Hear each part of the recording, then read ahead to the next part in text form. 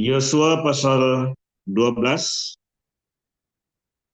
Inilah raja-raja negeri yang dikalahkan oleh orang Israel dan yang negerinya diduduki mereka di seberang Yordan ke arah matahari terbit, dari sungai Arnon sampai gunung Hermon, serta seluruh Araba Yordan ke arah timur,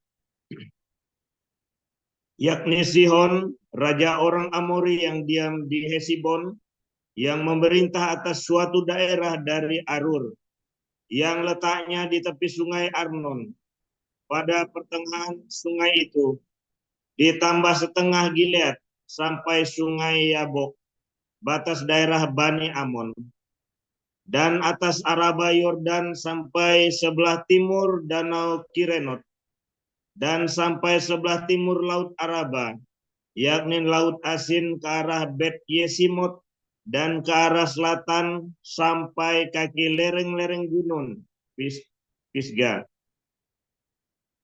Selanjutnya daerah Ok, Raja Basan, seorang dari sisa-sisa orang Refaim. Raja ini diam di Astarot dan di Edrei, dan memerintah atas gunung Hermon, atas Salka, dan atas seluruh Basan, sampai daerah orang Gesur dan orang Maaka, dan atas setengah Gilead, sampai daerah Sihon, Raja Hesibon. Musa, hamba Tuhan itu beserta orang Israel telah mengalahkan mereka, dan Musa, hamba Tuhan itu telah memberikan daerah itu kepada orang Ruben, orang Gad, dan suku Manase, yang setengah itu menjadi milik mereka. Inilah raja negeri yang dikalahkan oleh Yosua dan oleh orang Israel di sebelah barat sungai Yordan, dari Baal Gad di lembah gunung Libanon sampai pegunungan Gundul yang mendaki ke arah Seir. Negeri ini diberikan Yosua kepada suku-suku Israel menjadi miliknya menurut pembagiannya. Di pegunungan, di daerah bukit, di Araba Yordan, di lereng gunung, di padang gurun, dan di tanah Negeb, yakni di negeri orang Het, orang Amori, orang Kanaan, orang Peris, orang Hewi, dan orang Yebus. Raja negeri Yeriko, satu raja negeri Ai, di sebelah Betel satu. Raja negeri Yerusalem, satu. Raja negeri Hebron, satu. Raja negeri Yarmut, satu. Raja negeri Lakis, satu. Raja negeri Eglon, satu. Raja negeri Geser, satu. Raja negeri Horma, satu. Raja negeri Arad, satu. Raja negeri Libna, satu. Raja negeri Adulam, satu. Raja negeri Makeda, satu. Raja negeri Betel, satu. Raja negeri Tapuah, satu. Raja negeri Hefer, satu. Raja negeri Afek, satu. Raja negeri Lasaron, satu. Raja negeri Madon, satu. Raja negeri Hazor, satu. Raja negeri Simron, Meron, satu. Raja negeri Aksa, satu. Raja negeri Taanak, satu. Raja negeri Megido, satu. Raja Kedes, satu. Raja negeri Yokneam di dekat Gunung Karmel, satu. Raja negeri Dor di tanah Bukit Dor, satu. Raja negeri Goyim di Galilea, satu. Raja negeri Sirsa, satu. Jadi jumlah semua raja itu 31 orang.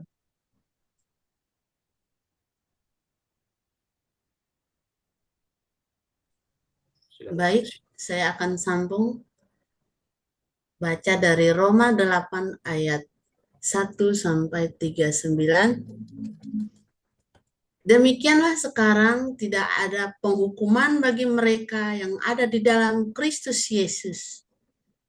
Roh yang memberi hidup telah memerdekakan kamu dalam Kristus dari hukuman dosa dan hukuman maut. Sebab apa yang tidak mungkin dilakukan hukum Taurat karena tak berdaya oleh daging, telah dilakukan oleh Allah dengan jalan mengutus anaknya sendiri dalam daging yang merupakan serupa dengan daging yang dikuasai dosa karena dosa. Ia telah menjatuhkan hukuman atas dosa di dalam daging, supaya tuntutan hukum Taurat digenapi di dalam kita, yang tidak hidup menurut daging, tetapi menurut roh. Sebab mereka yang hidup menurut daging memikirkan hal-hal yang dari daging. Mereka yang hidup menurut roh memikirkan hal-hal yang dari roh. Karena keinginan daging adalah maut, tetapi keinginan roh adalah hidup dan damai sejahtera. Sebab keinginan daging adalah perseteruan terhadap Allah, karena ia tidak takluk kepada hukum Allah. Hal ini memang tidak mungkin baginya. Mereka yang hidup dalam daging tidak mungkin berkenan kepada Allah. Tetapi kamu tidak mungkin, saya ulang, tetapi kamu tidak hidup dalam daging, melainkan dalam roh. Jika memang roh Allah diam di dalam kamu, tetapi jika orang tidak memiliki roh Kristus, ia bukan milik Kristus. Tetapi jika Kristus ada di dalam kamu, maka tubuh memang mati karena dosa, tetapi roh adalah kehidupan oleh karena kebenaran. Dan jika roh Dia yang telah membangkitkan Yesus dari antara orang mati, diam di dalam kamu, maka Ia yang telah membangkitkan Kristus Yesus dari antara orang mati akan menghidupkan juga tubuhmu yang fana itu oleh rohnya yang diam di dalam kamu. Jadi saudara-saudara, kita adalah orang berhutang, tetapi bukan kepada daging, supaya hidup menurut daging. Sebab jika kamu hidup menurut daging, kamu akan mati. Tetapi jika oleh roh kamu mematikan perbuatan-perbuatan tubuhmu, kamu akan hidup. Semua orang yang dipimpin roh Allah adalah anak Allah. Sebab kamu tidak menerima roh perbudakan yang membuat kamu menjadi takut lagi. Tetapi kamu telah menerima roh yang menjadikan kamu anak Allah. Oleh roh itu kita berseru, ya Aba, ya Bapa. Roh itu bersaksi bersama-sama dengan kita bahwa kita adalah anak-anak Allah. Dan jika kita adalah anak, maka kita juga adalah ahli waris. Maksudnya orang-orang yang berhak menerima janji-janji Allah yang akan menerimanya bersama-sama dengan Kristus, yaitu jika kita menderita bersama-sama dengan Dia, supaya kita juga dipermuliakan bersama-sama dengan Dia. Sebab aku yakin bahwa penderitaan zaman sekarang ini tidak dapat dibandingkan dengan kemuliaan yang akan dinyatakan kepada kita. Sebab dengan sangat rindu seluruh makhluk menantikan saat anak-anak Allah dinyatakan. Karena seluruh makhluk telah ditaklukkan kepada kesia-siaan, bukan oleh kehendaknya sendiri, tetapi oleh kehendak Dia yang telah menaklukkannya. Tetapi dalam pengharapan, karena makhluk itu sendiri juga akan dimerdekakan dari perbudakan, kebinasaan, dan masuk ke dalam kemerdekaan, kemuliaan anak-anak Allah. Sebab kita tahu bahwa sampai sekarang makhluk sama-sama mengeluh dan sama-sama merasa sakit bersalin. Dan bukan hanya mereka saja, tetapi kita yang telah menerima karunia sulung roh, kita juga mengeluh dalam hati kita sambil menantikan pengharapan pengangkatan sebagai anak, yaitu pembebasan tubuh kita. Sebab kita diselamatkan dalam pengharapan. Tetapi pengharapan yang dilihat bukan pengharapan lagi. Sebab bagaimana orang masih mengharapkan apa yang dilihatnya? Tetapi jika kita mengharapkan apa yang tidak kita lihat, kita menantikannya dengan tekun. Demikian juga Roh membantu kita dalam kelemahan kita. Sebab kita tidak tahu bagaimana sebenarnya. Harus berdoa, tetapi Roh sendiri berdoa untuk kita kepada Allah dengan keluhan-keluhan yang tidak terucapkan. Dan Allah yang menyelidiki hati nurani mengetahui maksud Roh itu, yaitu bahwa ia sesuai dengan kehendak Allah, berdoa untuk orang-orang kudus. Kita tahu sekarang bahwa Allah turut bekerja dalam segala sesuatu yang mendatangkan kebaikan bagi mereka yang mengasihi Dia, yaitu bagi mereka yang terpanggil sesuai dengan rencana Allah. Sebab semua orang yang dipilihnya dari semula, mereka juga ditentukannya dari semula untuk menjadi serupa dengan gambaran anaknya, supaya ia, anaknya itu, menjadi yang sulung di antara banyak saudara. Dan mereka yang ditentukannya dari semula, mereka itu juga dipanggilnya. Dan mereka yang dipanggilnya, mereka itu juga dibenarkannya. Dan mereka yang dibenarkannya, mereka itu juga dimuliakannya. Sebab itu, apakah yang akan kita katakan tentang semuanya itu? Jika Allah di pihak kita, siapakah yang akan melawan kita? Ia yang tidak menyayangkan anaknya sendiri, tetapi yang menyerahkannya bagi kita semua. Bagaimanakah mungkin ia tidak mengaruniakan segala sesuatu kepada kita bersama-sama dengan Dia? Siapakah yang akan menggugat orang-orang pilihan Allah? Allah yang membenarkan mereka? Siapakah yang akan menghukum mereka? Yesus Kristus yang telah mati, bahkan lebih lagi, yang telah bangkit, yang juga duduk di sebelah kanan Allah, yang malah menjadi pembela bagi kita. Siapakah yang akan memisahkan kita dari kasih Kristus? Penindasan, atau kesesakan, atau penganiayaan, atau kelaparan, atau ketelanjangan, atau bahaya, atau pedang? Seperti ada tertulis, oleh karena engkau kami ada dalam bahaya maut sepanjang hari. Kami telah dianggap sebagai domba-domba sembelihan. Tetapi di dalam semuanya itu kita lebih daripada orang-orang yang menang oleh Dia yang telah mengasihi kita. Sebab aku yakin bahwa baik maut maupun hidup, baik malaikat maupun pemerintah, baik yang ada sekarang maupun yang akan datang, atau kuasa-kuasa, baik yang di atas maupun yang di bawah, ataupun sesuatu makhluk lain, tidak akan dapat memisahkan kita dari kasih Allah yang ada dalam Kristus Yesus Tuhan kita. Demikian firman Tuhan. Amin. Terima kasih Pak Utomo. Amin. Terima kasih untuk para lektor, Pak Kasianus Dino dan Ibu Luciana, sudah bacakan firman Tuhan. Sebelum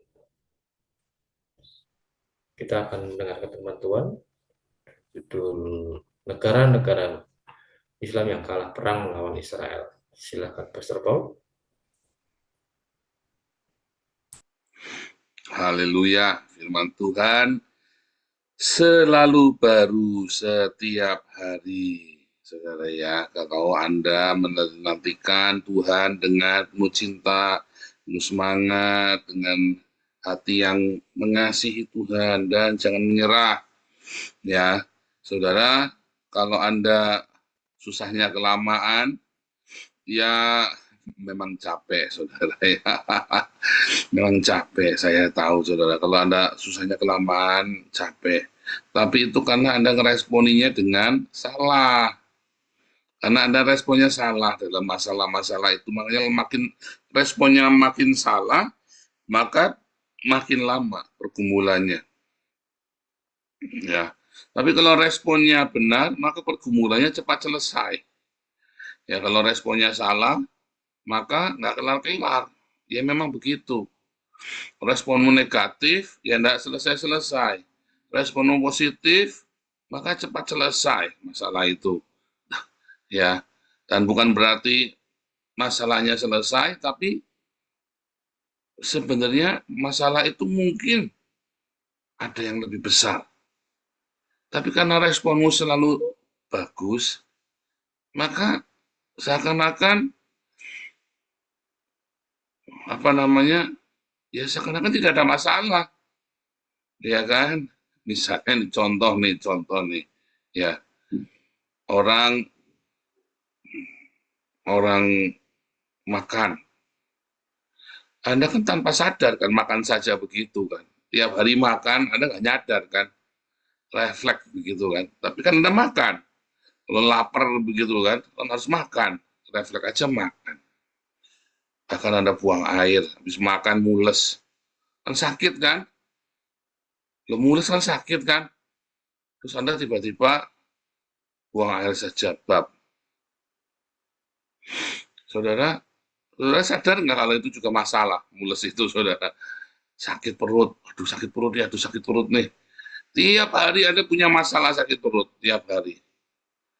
Ya kan? Nggak sakit perut, kan sakit perut kan? Terus Anda bab. Nah, itu kan masalah, Anda hidup dengan itu kan. Tapi kan tidak ada masalah karena Anda tinggal mengeluarkannya. Orang kalau punya masalah juga sama, ya. Karena responmu benar, ya kamu ada masalah-masalah, ya kamu tiap hari hidup dengan masalah itu tanpa kamu sadar bahwa kamu punya masalah. Saya punya masalah, saudara. Setiap orang punya masalah. Tetapi ada masalah yang karena responmu berlebihan, ya masalah nggak seberapa, cuma digigit nyamuk, tapi kayak digigit naga. Iya kan? Wah, teriaknya, nangisnya, ceritanya, waduh, paniknya kayak digigit sama naga, padahal cuma nyamuk yang gigit. Tapi ada yang sudah digigit sama, ini ya, sudah digigit sama komodo, sudah digigit sama buaya, sama tenang-tenang saja. Iya kan? Tenang-tenang saja. Kenapa? Ya karena itu pekerjaannya dia mungkin sama buaya, sama komodo, sama singa. Itu sudah pekerjaannya dia, ya dia tenang-tenang saja. Ya ada yang baru digigit nyamuk, udah ceritanya enggak karu-karuan ya. Kenapa? Apa yang membedakan? Oh hebat, ya bukan hebat. karena kamu tidak hidup dengan itu. Ya, karena kamu tidak hidup dengan itu, tidak mau hidup dengan itu. Ya enggak? Kalau Anda belajar hidup dengan masalah-masalah itu, ya, kalau kamu tidak punya masalah, kamu tidak hidup, saudara, soalnya. Kalau kamu tidak punya masalah, kamu tidak hidup. Masalahnya kamu kelamaan. Ya, kelamaan dan responmu selalu salah. Ya, jadi tambah nggak benar hidupmu. Responnya harus bagaimana, Pak? Satu, kamu responnya harus rendah hati. Paling penting itu ya, dengan kerendahan hati. Saya beberapa kali ketemu orang ya, punya masalah, saudara. Punya masalah, lalu dia ketemu sama lawannya, musuhnya. Dia punya entah dia punya hutang, entah dia pernah bikin salah, entah pernah apa gitu ya. Lalu waktu ketemu, kenapa kamu begini? Dia yang jawabnya, ya pokoknya itu bukan salahku, gitu ya. Nah, saudara, seringkali ketika orang punya masalah dan dia punya salah, dia tidak menjawab dengan kerendahan hati, saudara.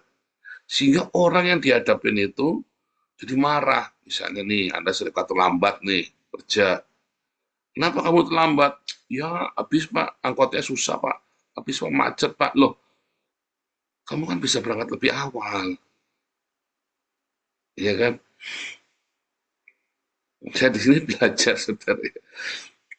Dulu saya kalau di Jakarta apa kita ya macet orang maklum saudara. Tapi kalau di sini orang nggak mau, kamu tahu perjalanan satu setengah jam, nanti ada macet setengah jam. Berarti kamu harus siap-siap lagi setengah jam lagi. Karena macetnya itu bisa bisa bukan setengah jam tapi bisa 1 jam. Jadi kamu berangkatnya harus 3 jam sebelumnya. Saya sini belajar begitu saudara. Karena kalau macet kalau macet ya kalau macetnya kamu nggak usah kamu rungsung. Kalau kamu nggak macet ya datengin lebih awal, hati kamu lega. Karena di sini denda tilangnya mahal sekali, saudara. Yes, denda tilangnya mahal sekali. Sakit hati kamu kalau ketilang di sini, saudara. Karena tilangnya itu bisa bisa seharga ini ya, saudara ya, bisa seharga Rolex itu, saudara. Jadi sakit hati kamu ya, saudara ya. Di total itu kemarin saya cerita-cerita sama Pak Yus, katanya dia pernah setahun tilangnya sampai 3.000, saya sampai melotot matanya 3.000 pas setahun. Gila, setahun ya kan dikumpulin kan 3.000. Banyak sekali, 3.000 50 juta. Nah, tapi Anda kalau ditanya kan jawabnya kan ngelawan seakan kan bukan salahmu. Kalau ditanya, ya bukan salahku, pokoknya begitu kan. Anda tidak berkata bukan salahku, ya karena ini lagi gimana ya macet gimana. Nah, itu saudara ya. Sama sekali tidak ada penyesalan. Sorry ya, terlambat ya. Minta maaf ya. Ya macet gimana? Gitu saudara. Kalau punya utang, gimana sih tidak bisa bayar?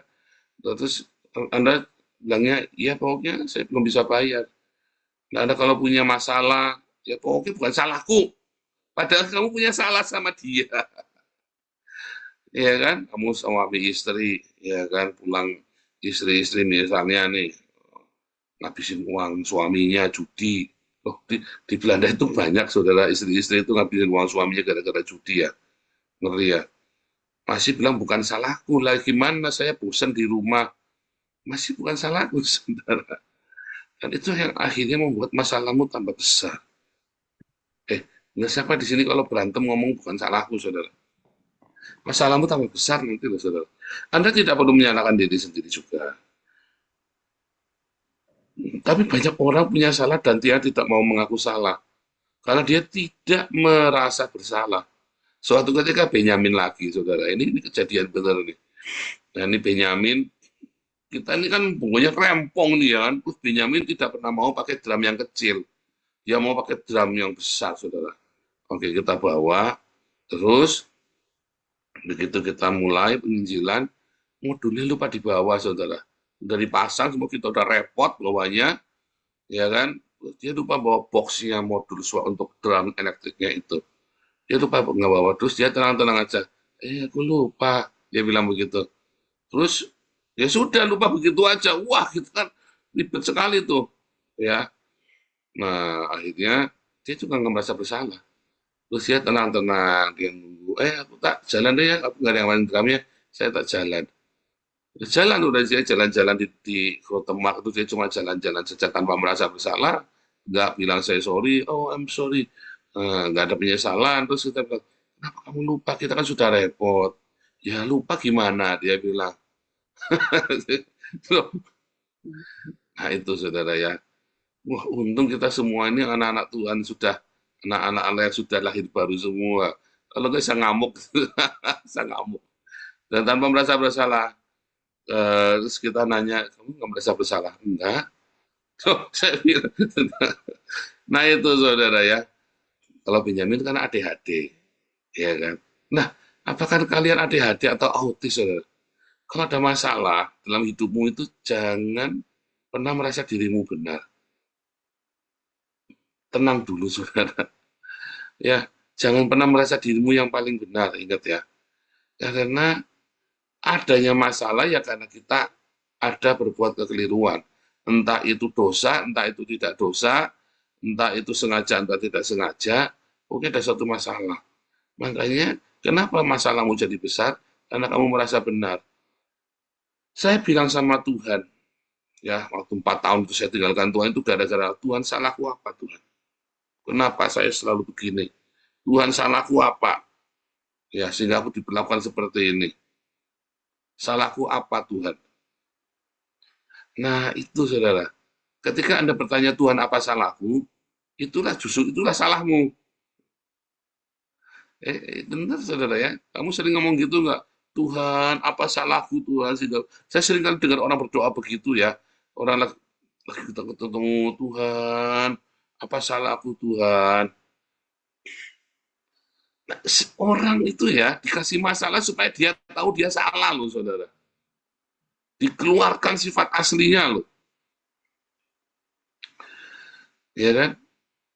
Kamu itu bisa ketahuan sifat aslimu itu kalau ada masalah loh saudara.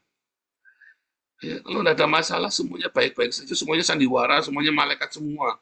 Begitu ada masalah, jeder, watakmu keluar yang asli, saudara. Watakmu asli keluar. Terus kamu masih nanya salahku apa? Dan kamu nggak sadar. Jadi waktu saya tanya, Tuhan, apa salahku? Tuhan jawab dari surga. Wah, banyak sekali. Oke. Banyak. Kamu jangan tanya Tuhan salahku apa? Banyak. Banyak, saudara. Jangan ngomongin kesombonganmu. Rendah hati, saudara. Kalau ada masalah, rendah hati dulu, introspeksi. Ya, kalau kamu tidak rendah hati, kamu tidak bisa introspeksi. Kamu nggak bisa introspeksi. Kamu nyuruh orang lain introspeksi, saudara. Nyuruh istrimu, suamimu suruh introspeksi. Kamu sendiri enggak. Kamu sendiri tidak bisa melihat ke dalam dirimu. Makanya kebanyakan orang-orang itu punya masalah, masalahnya tambah gede, dan dia makin nggak kuat karena dia tidak sanggup untuk rendah hati, ya, dan introspeksi. Akhirnya jejeritan berdua, suami istri bertengkar. Bukannya diam dulu, kalau ada sesuatu kamu dengerin dulu, ini masalahnya apa? Sebentar. Kamu ini masalahnya apa nih? Itu, saudara ya. Terus saudara, tanpa sengaja, ya, cara kita ngomong itu bikin masalah, saudara. Caranya kamu ngomong itu bikin masalah. Orang ditagih hutang, kamu malah lebih apa namanya? Ini pernah ada, ini kejadian benar ya, ini kejadian benar. Ada orang ini utangnya banyak sekali. Ini seorang penatua gereja, saudara ya. Ini penatua gereja, utangnya banyak sekali. Lalu ditagih, saudara. Ini penatua gereja benar ya, sudah khotbah di gereja ternama besar gitu ya. Lalu utangnya banyak, terus dia ditagih, saudara. Terus waktu ditagih jawabnya apa? Tuhan belum suruh saya bayar utangnya. Tuhan belum suruh saya bayar utang. Orang yang lagi jengkel nggak, saudara? Lalu Tuhan nyuruh bayar utangnya kapan? Tuhan belum bicara. Nanti saya tunggu Tuhan bicara. Saudara, kalau saya yang nagih, biar saya sudah, oh Tuhan itu tak sambit pakai sendal, tak sambit pakai sendal, Tuhan mau gundul peang. Ya. Beneran, saudara ya, beneran. Saya nggak main-main. Ini orang pendeta, saudara, pendeta dan pengusaha. Itulah sebabnya saya mau melayani Tuhan ya saya full, supaya saya tidak sentuh hal-hal duniawi. Karena saya banyak ketemu orang-orang seperti ini, dan saya berpotensi untuk melakukan seperti itu. Jadi sebaiknya sudah saya stop, enggak. Seorang hamba Tuhan yang melayani sepenuh waktu, kalau buat saya ya, sudah saya lepaskan pekerjaan saya. Supaya saya, ketika saya melayani Anda, ya lalu saya punya pekerjaan, saya transaksi dengan Anda, Tuhan bicara, belum disuruh bayar utang. Jadi kalau kamu belum bayar utang, terus kamu bilang Tuhan bicara, kan orang ngamuk, saudara. Bawa-bawa Tuhan. Kalau kamu lagi punya utang, jangan bawa Tuhan. Saya jadinya punya utang, kan Tuhan tidak bekerja di situ. Jadinya punya utang tidak bayar, kan karena Tuhan tidak ada di situ, saudara. Kalau Tuhan ada di situ, kamu punya utang, pasti kamu bayar. Jadi kamu jangan bawa-bawa Tuhan. Kamu sadar bahwa Tuhan nggak di situ, nggak menyertai kamu. Jadi kalau kamu punya hutang, ya, kamu bilang, saya belum sanggup bayar. Minta maaf. Jadi jangan kamu malah nantang, ya, kirim preman, saudara ya, dikirim debt collector. Tuhan pasti lindungi saya. Loh, kamu percaya Tuhan? Percaya. Harusnya jangan ngomong Tuhan pasti lindungi saya. Kamu berdoa sama Tuhan supaya bisa bayar utang. Anggap nggak, saudara?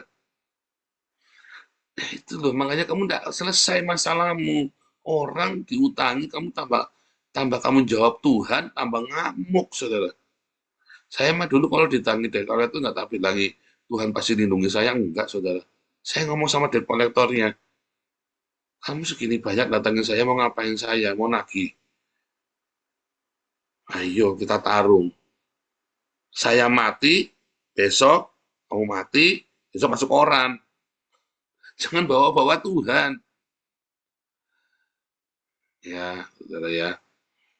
Tinggal saya mati atau kamu mati. Makanya jangan sampai kamu punya utang terus bikin marah orang yang ditagih. Jadi kalau kamu lagi punya hutang, kamu datengin. Ya, datengin orang yang punya hutang, minta maaf. Didatengin, jangan nunggu di telepon dikejar-kejar. Kalau kamu punya hutang dan kamu nggak sanggup bayar, datengin, saudara. Kamu datengin. Orangnya akan ngamuk ngomelin kamu, oh nggak bisa Pak, itu harga diri. Nah itu, kamu punya hutang adalah sebuah pernyataan kamu itu sombong. Kamu itu berhutang itu sudah menunjukkan kamu sombong. Lalu kamu punya hutang ditagih, kamu tidak mau direndahkan, punya salah nggak mau direndahkan. Harga diri Pak. Nah itulah, makanya kamu tidak keluar dari masalahmu. Satu, kamu tidak rendah hati. Dua, kamu tidak introspeksi bahwa itu kamu punya utang, berarti kamu punya salah sama dia. Jadi kalau punya utang, kamu punya salah sama dia. Kalau dia mau ngapa-ngapain kamu, itu haknya dia. Kalau di zaman kuno, ya, kamu yang punya utang bisa jadi budaknya yang ngutangi kamu, saudara. Dan itu akan diputuskan oleh pengadilan, kamu jadi budaknya dia sampai utangmu lunas. Bagus sekarang kamu tidak begitu, tapi kan jadi dablek orang-orang ini, jadi kurang ajar. Nggak bisa introspeksi, malah galakan yang utang daripada yang diutangin. Iya kan? Yang itu tanpa sadar. Saudara-saudara kalau lagi punya utang, ya, Anda punya utang nih, Mbak, jam berapa nih? Sedikit lagi ya.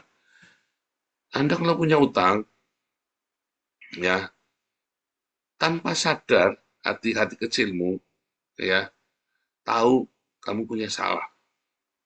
Makanya jadi grogi kalau ketemu sama yang utangin. Apalagi kalau utang nggak bayar-bayar. Tetapi begitu breng, kamu akan pasang dulu ya harga diri dulu. Ya kan? Kalau kamu tidak punya nyali, wah kamu akan terbirit-birit tuh. Menghindar apa segala macam. Salah. Atau kalau kamu punya nyali, kamu lawan dablek, bukan punya nyali, raih gedek, saudara. Dablek galakan kamu, saudara. Ya kan? Kamu lari terbirit-birit atau garakan sama kamu yang ngomelin yang ngutangin kamu. Ya salah sendiri kamu ngutangin saya. Loh, kok salah sendiri kamu ngutangin saya? Oh, ini ada kejadian, sudah kejadian, salah sendiri ngutangin. Ngomong begitu saya nagih, saudara. Kurang ajar, salah sendiri ngutangin saya. Ya lain kali, nggak tahu utangin lagi ya. Lain kali nggak usah utangin lagi. Oh, tidak ada lain kali. Nah, itu saudara ya, ketigalakan yang utang itu, sehingga dia nggak bisa introspeksi. Nah, jadi kalau kamu punya masalah, kemarin juga sama ya, ada pengurus gitu ya, kita mintain tanda tangan, galakan dia daripada kita, saudara. Kita cuma minta tanda tangan karena dia resign, galakan dia. Loh, bukan apa-apa gitu ya, bukan apa-apa. Kita itu harus ada audit kan. Loh, kalau kamu tidak tanda tangan gimana? Waduh, saudara ributnya minta ampun, galakan dia daripada kita, saudara ya. Malah nantangin loh, nantangin gimana sih? Nah itu ya, banyak orang punya kita mintanya baik-baik, Karena memang itu prosedurnya begitu. Lah mau diapain prosedur? Ya, itu memang prosedurnya harus begitu. Kita minta baik-baik. Ya, bisa galakan yang ya salah, saudara ya. Pergi tiba-tiba hilang begitu aja.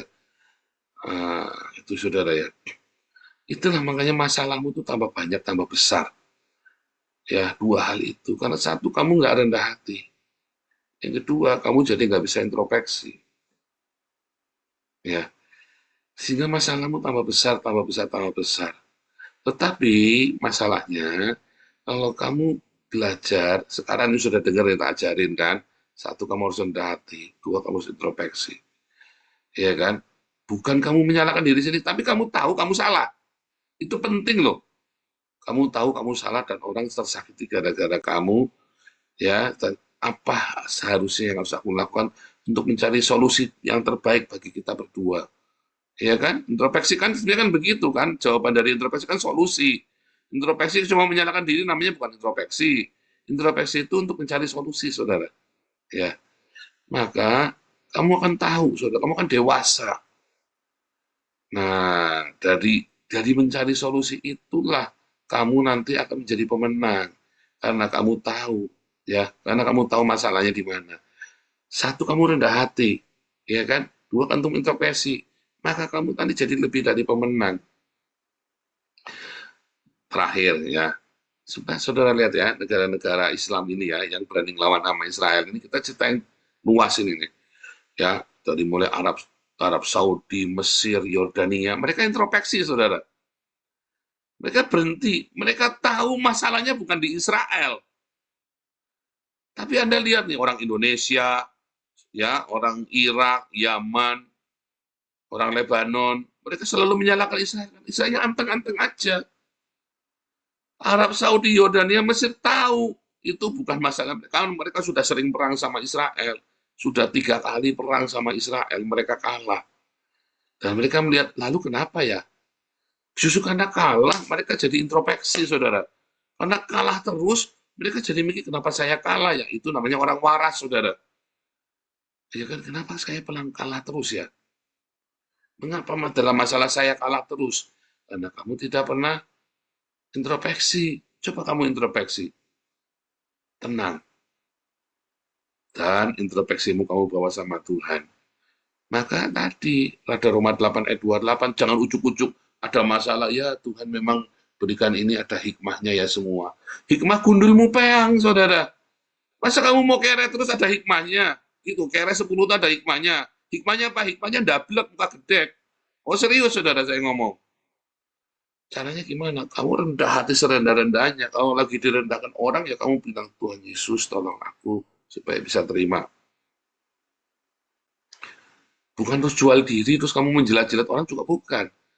Tetapi kamu rendah hati. Kamu jangan merespon dengan lebih galak, kamu jangan begitu sama saya ya. Nggak usah, tenang aja. Saatnya lagi direndah kayak Daud.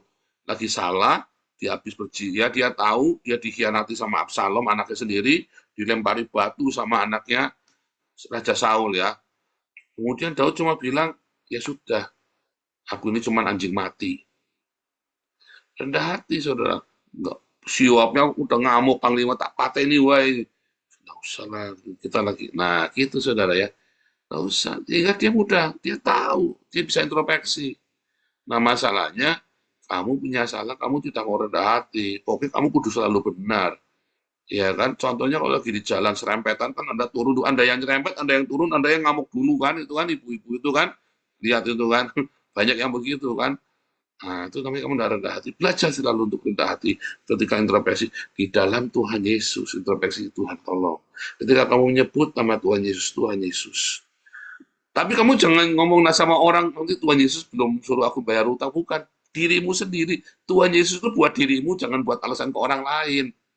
Belum bayar utang, alasannya Tuhan Yesus belum memberkati saya. Kan gundulmu peang, saudara. Iya kan? Orangnya bilang, kenapa Tuhan Yesus gak mencabut nyawamu ya? Kan begitu kan, orang bilang, tak jawab gitu, saudara. Kenapa Tuhan Yesus belum mencabut nyawamu ya, menjengkelkan sekali kamu ini. Kan begitu, saudara. Ini kan orang menghina iman kita. Sehingga iman kamu tambah lemah. Kamu kan kepikiran, iya ya, kenapa Tuhan Yesus gak tolong saya ya? Loh, saya ngalamin sendiri yang saya ngomong ini. Saya kan mengalami ya, ketika saya banyak masalah terus, saudara. Jadi, sekarang introspeksi dalam Tuhan. Ya, sehingga kamu tahu harus bagaimana. Tuhan Yesus memberkati.